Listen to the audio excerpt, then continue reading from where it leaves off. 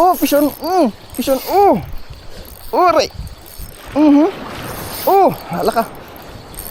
Maganda-ganda yun ah. Alright.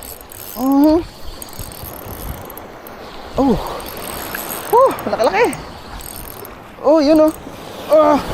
Ay, naputol. Bad trip. Mascara.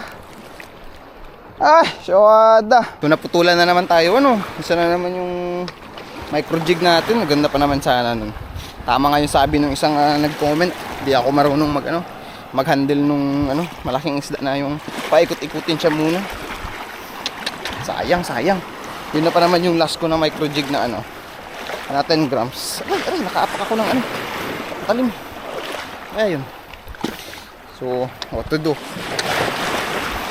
Sorry na siya. Sayang, gusto ko pa naman sana yung